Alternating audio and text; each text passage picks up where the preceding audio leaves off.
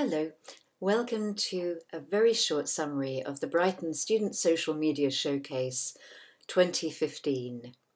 What's this all about? Well, originally last year for the inaugural conference, European Conference on Social Media in the University of Brighton, we set up a Student Social Media Showcase, just as there is this year in 2015 in Portugal.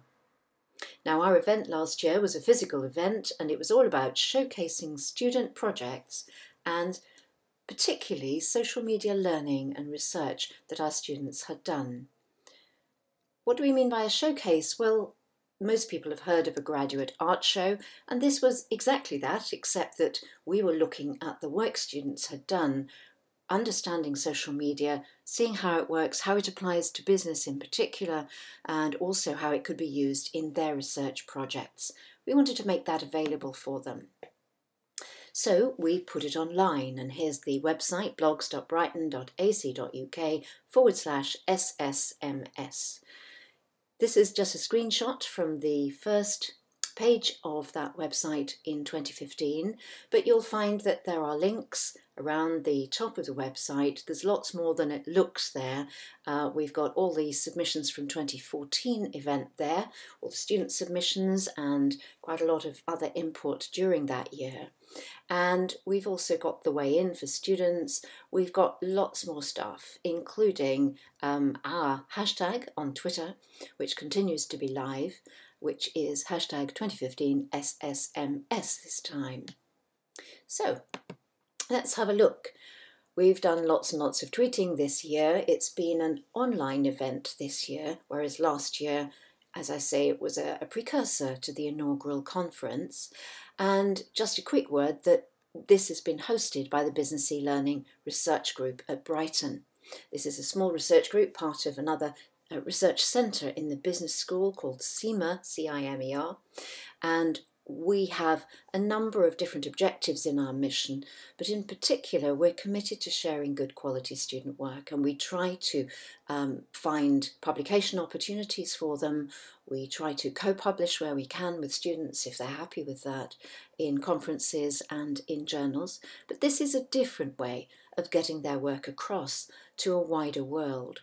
So there's an annual call for submissions from students, although actually they can submit during the year as well. And once they're selected for the site, they stay online for 3 years. And that means that in their CVs, they can do links to this online and show their work to prospective employers too.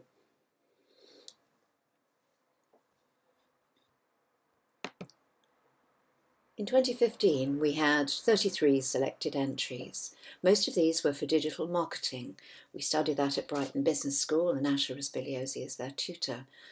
This is just a screenshot, so it's not clickable, but you can see that there are just a flavour of presentations where students have looked at a particular company and they've looked at their digital profile and made some suggestions based on their studies and research to how they can improve that profile.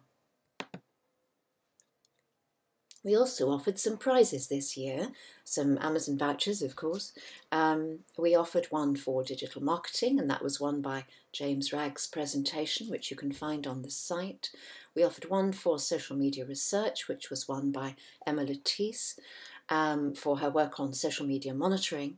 And we offered an open prize, which meant that anyone, not just business school students, could be part of that prize. This was won by Daniel Ashley, a student at the University of Brighton, but studying broadcast media, and this is a dramatised version of a discussion about celebrity social media. Definitely worth a watch. So, is it just a showcase? No, not really. It's also about peer-to-peer learning. It's about disseminating work, and it's not just for teachers or for prospective employers. It's also for students to see each other's work. It's about them presenting in a professional worldwide arena. And it's also got something to do with speaking across generations, peer-to-peer learning. So in 2014 we had nearly 100 school children at the event, and our university students could speak to them directly about their research. We're sharing the online event this year, and next year we have more plans to actually take this showcase to school children. It's all about formal and informal learning and peer-to-peer learning. And then, of course, there's the staff too. There is a big debate about social media in education, and it will continue for some time. I wonder what staff feel they need to know about social media, what they don't know, what they do know. And should we create social media spaces for learners, or should they make them themselves, which is often the case, of course, where they set up their own Facebook groups or WhatsApp groups. What do we need to know about the permanency of social media? For example, the huge success and growth of Snapchat, where everything disappears quickly and can't be referred to. Seems like the opposite from what we're trying to do in higher education, but we need to be aware of this growth. So join the debate. There's a couple of videos on the website, which again you can find here at the blog site. And there's plenty going on at the European Conference on Social Media, which this year is in Portugal. So thank you very much for listening. For the Social Media Showcase team, that's myself, Asha Raspigliosi, also from the Business e-Learning Research Group at Brighton Business School, and Sandra Huskinson of Fiery Red Consultancy, who's made a lot of this possible and whose unstinting help and support we are very, very grateful for. I hope you enjoyed this brief summary of SSMS 2015. The story's not over yet.